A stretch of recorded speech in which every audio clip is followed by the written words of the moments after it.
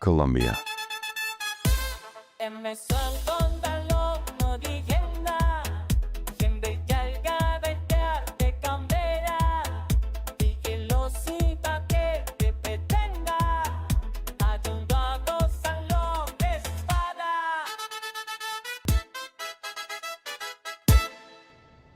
We're starting on Colombia's Caribbean coast, in Cartagena. A city where history isn't just preserved, it's lived in. Flying in, the first thing that strikes you is how the Caribbean meets urban development. It feels distinctly Colombian. The coastline is dotted with islands. Boats anchor in waters that shift from deep blue to turquoise.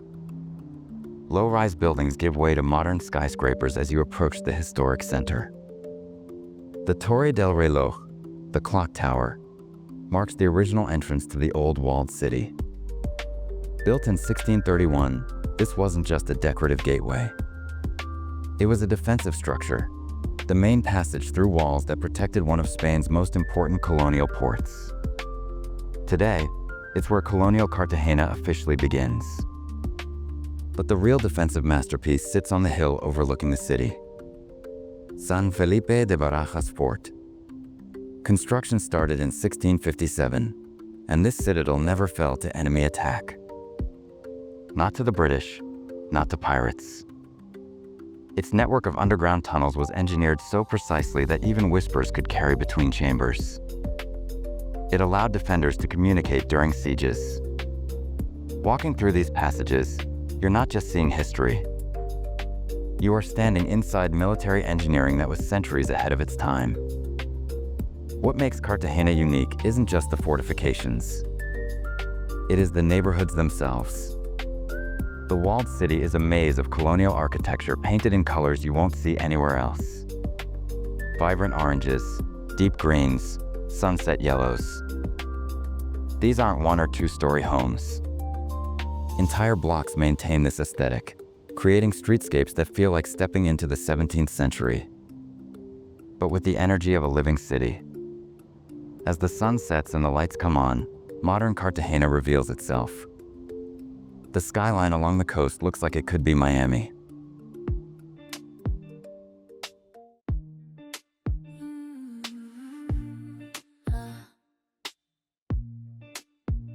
It came into my broken world, quiet like a breeze. Didn't hear you knock, just slipped in with such ease.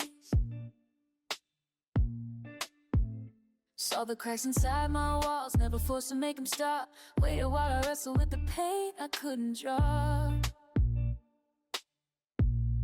And I'm standing in your sunlight, learning how to breathe again. And I know I'm damaged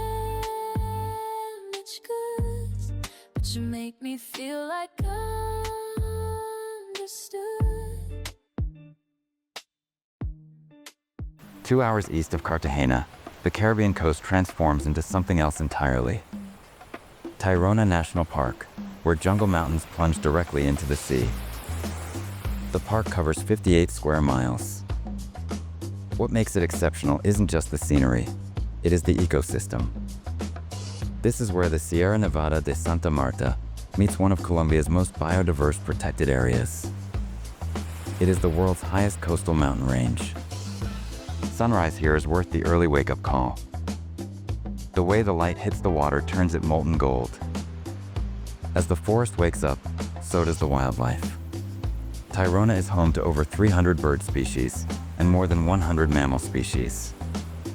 You will spot howler monkeys moving through the canopy, capuchin monkeys scavenging near the beaches. If you are lucky, you might catch sight of one of the park's more elusive residents. Ocelots and jaguars do live here, though they keep to the deeper forest. The beaches in Tayrona aren't just for sunbathing. Many have strong currents that make swimming dangerous. But there are designated safe swimming areas, and the crystal clear water makes snorkeling incredible. The real draw here is the unique accommodation option, eco-habs. These are circular thatched roof huts built into the hillsides. They are designed to mirror the traditional homes of the indigenous Tayrona people who inhabited this region for centuries. You are sleeping in structures that blend seamlessly with the environment, with views overlooking the Caribbean from your doorstep.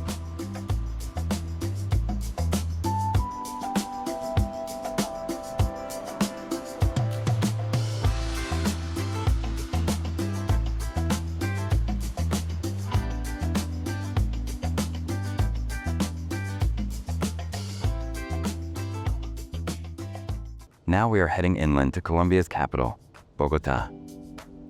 At 8,660 feet above sea level, this is one of the highest capital cities in the world. You feel it in the air. Bogota is a city of contradictions. Colonial plazas sit blocks away from gleaming financial districts. Street art covers entire buildings. And the Andes Mountains form a dramatic backdrop to everything. The heart of the city is Plaza de Bolívar. The main square is named after Simón Bolívar, the liberator of much of South America from Spanish rule. His bronze statue stands in the center, surrounded by some of Colombia's most important buildings. The neoclassical Primada Cathedral, the National Capitol, and the Liévano Palace. This plaza has witnessed everything. Independence declarations, political protests, celebrations. It is where Colombian history is still being written. Just north of the Old Town, you will find the Central Cemetery of Bogota. And yes, we are recommending a cemetery. This isn't morbid tourism. It is an open-air museum of Colombian history and art. The tombs here are elaborate, hand-carved works of art. Many of Colombia's most influential figures are buried here. Presidents, artists, revolutionary leaders. The cemetery reflects the country's complex history in stone and sculpture.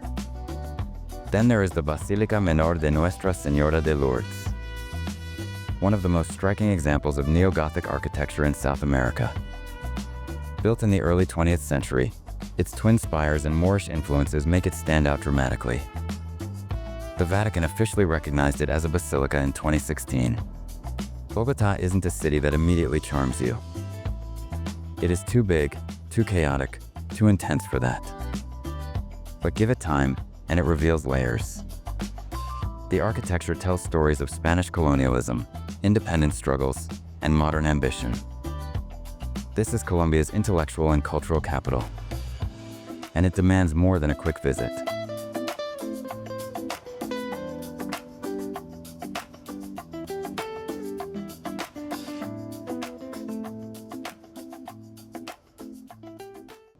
Southwest of Bogota, in the heart of Colombia's coffee region, Cocora Valley. This place is famous for one thing, the wax palm, Colombia's national tree. And when you see them in person, you understand why they have become an icon. Wax palms are the tallest palm trees in the world, growing up to 200 feet high. They look impossible. Impossibly tall, impossibly slender. Rising out of the green valley floor like something from a fantasy novel. These trees can live for over 200 years, but they are also endangered.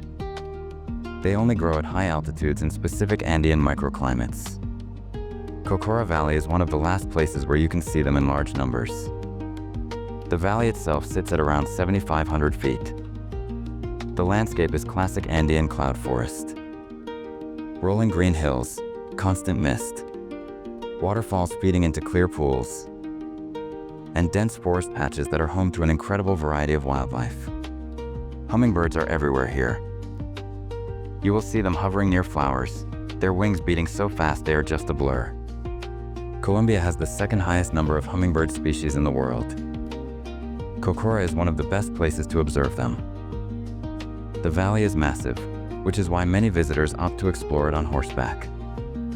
Local stables rent horses by the hour. Riding through the valley lets you cover more ground without exhausting yourself at this altitude. The trails take you through the open valley, past wax palms that tower overhead, and into the cloud forest where the landscape changes completely. Moss-covered trees, rushing streams, wooden bridges over waterfalls. And then there is the coffee. This entire region, known as the Coffee Triangle, produces some of the world's finest Arabica beans. Small family-run fincas dot the hillsides. You can tour them to see the entire process. Picking the cherries by hand, running them through traditional hand-cranked machines to remove the pulp, drying the beans in the sun. Coffee here isn't just an industry, it is heritage, passed down through generations.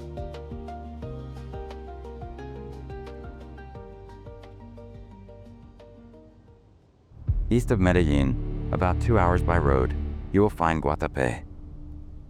A town so colorful it looks like it was designed by someone who refused to believe that buildings should be boring. The entire town is covered in zócalos, hand-painted bas-reliefs that decorate the lower portions of buildings. These aren't random designs. They tell stories, depict local history, and celebrate the town's agricultural roots. They add personality to every single structure. Walking through Guatape feels like walking through a living art gallery. But Guatape is famous for more than its painted facades. Just outside of town, rising 650 feet above the surrounding reservoir, is El Peñol, a massive granite monolith that has become one of Colombia's most iconic landmarks. The Rock of Guatape, or El Peñol, is a 10 million ton granite outcrop that looks like it was dropped from the sky. To reach the top, you climb a staircase that zigzags up the rock face. 740 steps built directly into a fissure in the granite. It is not an easy climb, but the view from the top is worth every step. At the summit, you are standing on a platform with 360-degree views of the Guatape Reservoir, a massive artificial lake created in the 1970s. The lake is dotted with hundreds of small islands, remnants of hilltops that were submerged when the valley was flooded to create the reservoir. The water reflects the sky in shades of blue and green. From this height, you can see for miles in every direction. El Peñol isn't just a geological oddity. It is a testament to human determination. The staircase was built by local residents who saw the potential for tourism long before Colombia became a major destination. Today, thousands of people make the climb every week, and the view remains one of the most photographed in the country.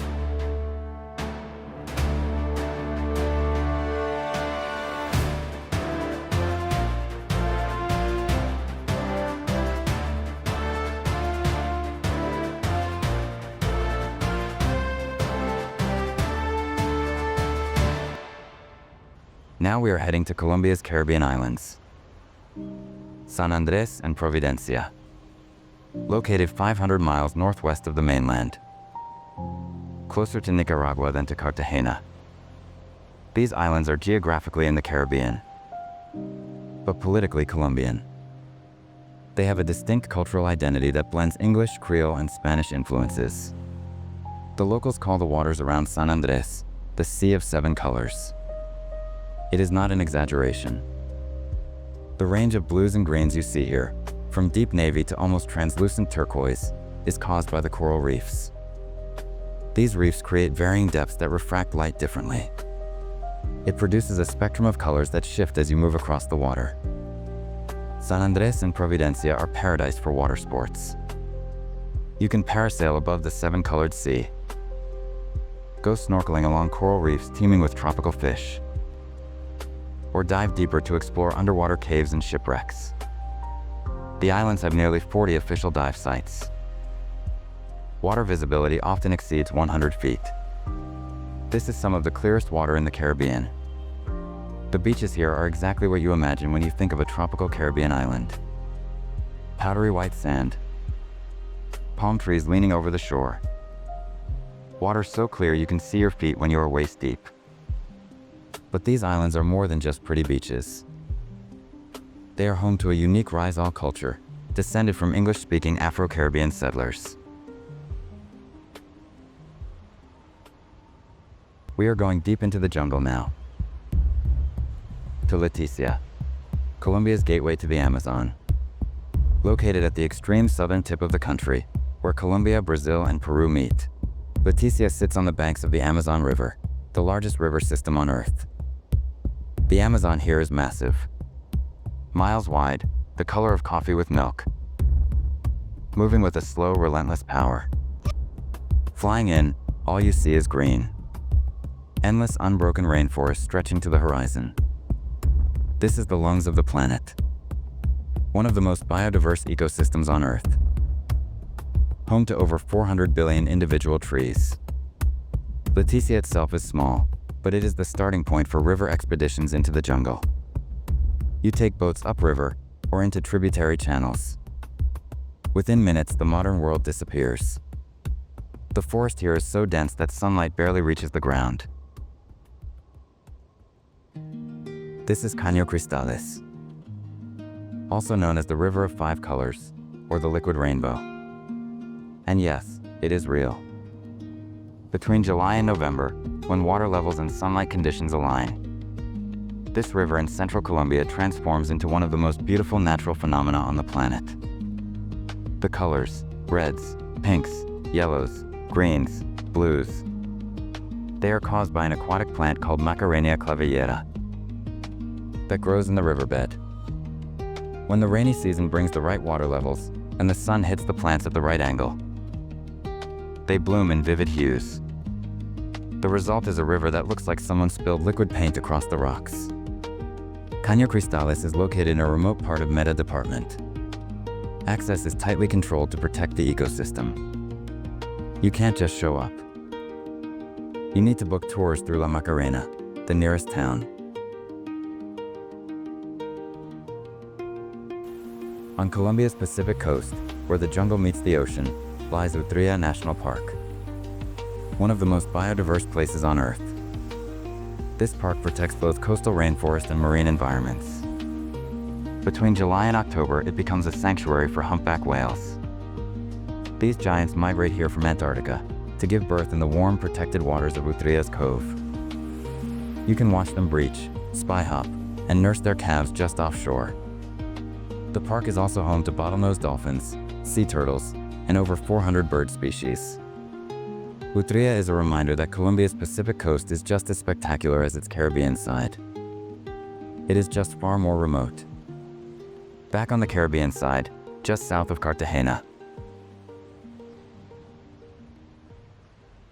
Isla Barú is home to Playa Blanca, one of Colombia's most famous beaches. The sand here is blindingly white. The water is that perfect shade of turquoise. On weekends, the beach is packed with hundreds of people soaking up the sun. Playa Blanca has become a tourist hotspot, which means it isn't exactly a secluded paradise.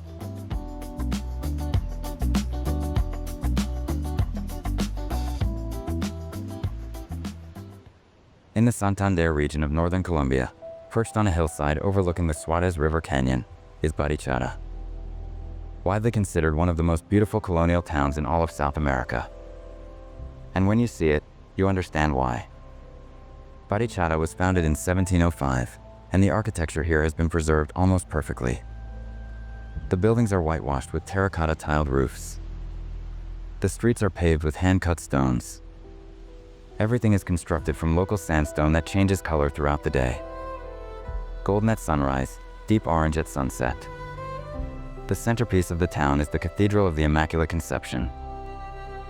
Built in 1838, it is made entirely from carved yellow sandstone. The facade is a masterpiece of colonial religious architecture. Inside, the main altar is covered in gold leaf. 10 massive stone columns support the arches and dome. The cathedral is too large for the town's population, but it was built to serve the surrounding region. It remains Barichara's most important landmark. Walking through Barichara feels like stepping back in time. This isn't a town that has been turned into a tourist attraction. It is a town that has simply maintained its character for over 300 years.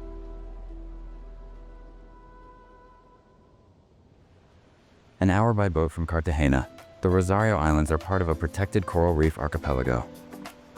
These islands are a favorite day trip destination for snorkeling, diving, and beach hopping. The coral reefs here are some of the healthiest in the Caribbean.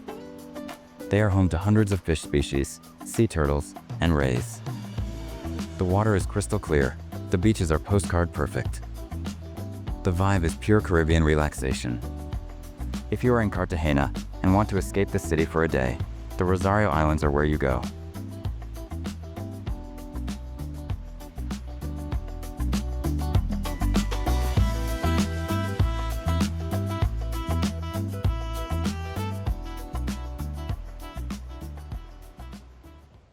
We are ending this journey in the Tatacoa Desert, located in Colombia's Huila department. Tatacoa is the second largest desert in Colombia, covering about 130 square miles. And it looks like another planet. The landscape is divided into two distinct zones. The Red Desert, with its rust-colored canyons and clay formations sculpted by wind and water. And the Gray Desert, with lighter-toned rocks and more lunar-like terrain. Tatacoa wasn't always a desert.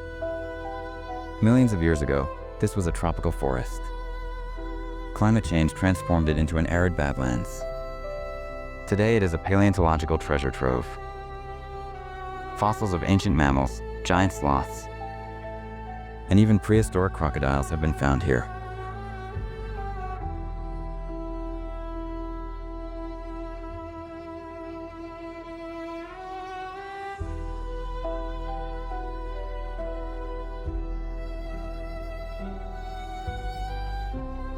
But Tatacoa's real magic reveals itself at night.